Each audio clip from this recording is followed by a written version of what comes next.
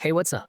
One of the big things people reported was a slowdown when stepping out of the resort hotel and back into the open air. You know that moment when you finish decorating a room or leaving the lobby and the game stutters or feels sluggish for a few seconds? They nailed that one.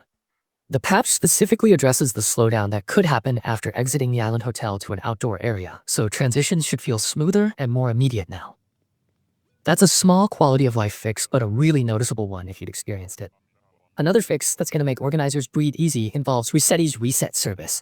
Some players found that asking Resetti to clean up the island could cause fences that were put away or in storage to be duplicated, or even changed into different customizations, and worse, a few cleaned up items vanished entirely. That's the kind of bug that can make a careful island planner grind their teeth. Losing items or finding unexpected duplicates is the last thing you want when you've spent hours curating a layout. So the update removes that odd behavior and keeps stored items stable during the cleanup process. If you've ever been in Nook's Cranny and noticed that Timmy and Tommy weren't following you correctly, the patch fixes that too.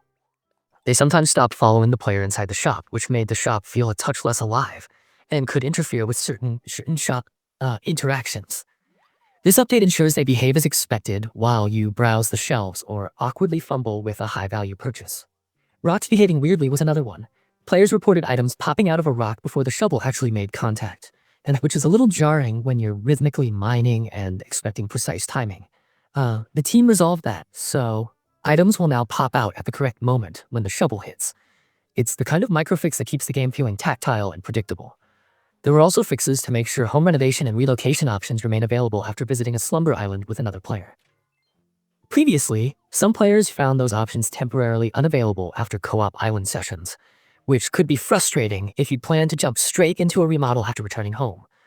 That's been corrected, so remodeling and relocating should remain accessible even after multiplayer visits. On the system navigation side, the camera app installation sequence was mistakenly triggering at the wrong moment when redeeming the Island Designer license at Nook Stop, which could be confusing if you weren't expecting it. The update stops that sequence from firing inappropriately, so redeeming licenses should now be a clean experience. Additionally, some items were being displayed in incorrect positions in the catalog used for photo studios and hotel decorating.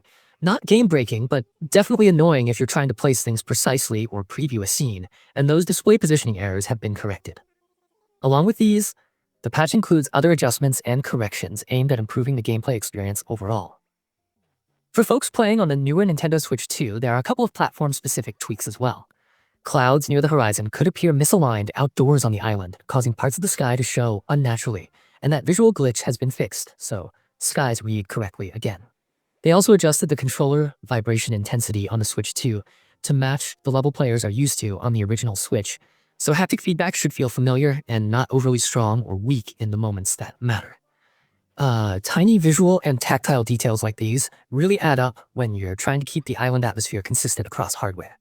If you step back a bit, this patch follows the major free update that added the resort hotel, Resetti service, slumber islands, new items, and a whole bunch of content for both Switch and Switch 2 players.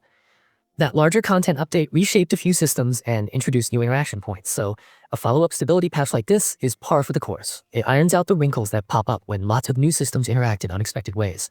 Overall, this is one of those patches that lands quietly, but matters a ton if you care about polish. It doesn't bring flashy new mechanics, but it makes everything feel more consistent and reliable, from shop interactions to environmental visuals.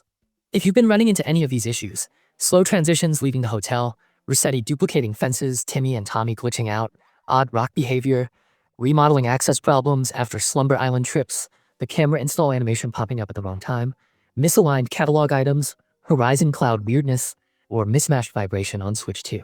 This update aims to address them. And for anyone who values smooth, predictable gameplay, those fixes are exactly the sort of invisible maintenance that keeps the whole island running nicely.